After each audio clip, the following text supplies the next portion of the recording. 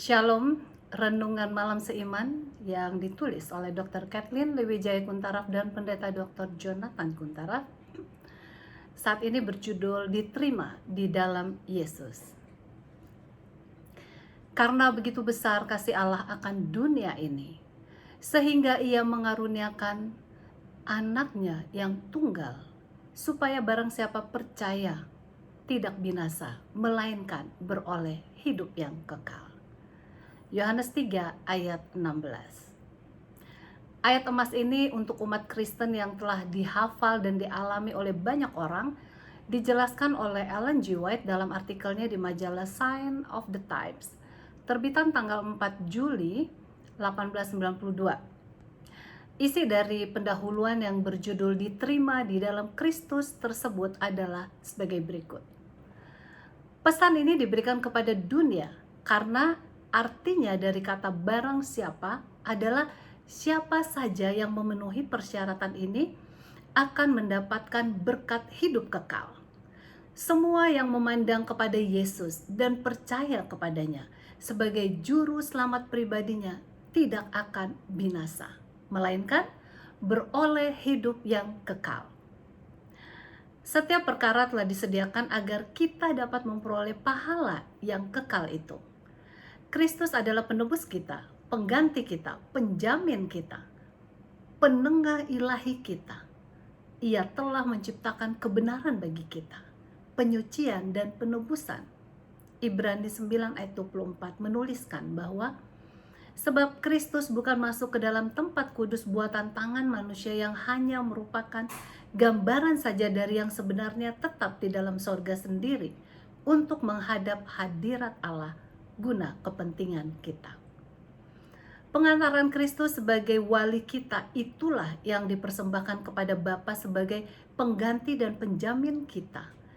Karena Ia turun dari tempat yang maha tinggi untuk mengadakan penebusan bagi pelanggaran-pelanggaran kita. 1 Yohanes 2 ayat 1 menuliskan, jika seorang berbuat dosa, kita mempunyai seorang pengantara pada Bapa, yaitu Yesus Kristus yang adil. Dan Ia adalah pendamaian untuk segala dosa kita. Dan bukan untuk dosa kita saja, tetapi juga untuk dosa seluruh dunia. Dan lebih lanjut dalam 1 Yohanes 4 ayat 10 dituliskan, inilah kasih itu, bukan kita yang telah mengasihi Allah, tetapi Allah yang telah mengasihi kita dan yang telah mengutus anaknya sebagai pendamaian bagi dosa-dosa kita. Kemudian dalam Ibrani 7 ayat 25 dikatakan, karena itu Ia sanggup juga menyelamatkan dengan sempurna semua orang yang oleh Dia datang kepada Allah, sebab Ia hidup senantiasa untuk menjadi pengantara mereka. Nah, dari ayat-ayat di atas ini jelaslah terbukti bahwa bukanlah keinginan Allah bahwa engkau tidak memiliki kepercayaan serta menyiksa jiwamu karena takut bahwa Allah tidak akan menerima engkau, bukan karena engkau berdosa dan tidak layak. Dalam buku Yakobus 4 ayat 8 menuliskan, mendekatlah kepada Allah dan Ia akan mendekat kepadamu. Bawalah masalahmu kepadanya sambil memohon akan darahnya yang telah tertumpah bagimu di Kalvari. Setan akan menuduh engkau sebagai orang yang penuh dengan dosa dan engkau harus mengakui hal ini.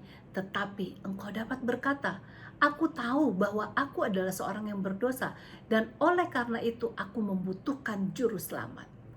Yesus datang ke dunia untuk menyelamatkan orang yang berdosa.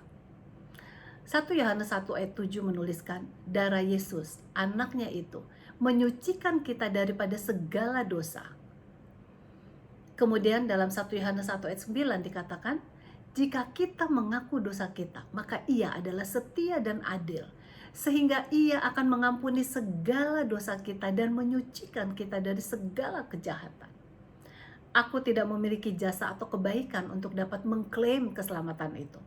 Tetapi aku mempersembahkan di hadapan Allah darah anak domba yang tidak bercacat celah, yang telah menghapus dosa seluruh dunia. Inilah satu-satunya permohonanku. Nama Yesus memberikan aku akses kepada Bapa. telinganya dan hatinya terbuka kepada permohonanku yang terlemah sekalipun, dan ia menyediakan kebutuhanku. Kiranya keyakinan akan Yesus dapat terus bertumbuh dalam kehidupan kita masing-masing, sehingga kita tetap memiliki damai sejahtera, sukacita, dan kebahagiaan di dalamnya. Tuhan Yesus memberkati.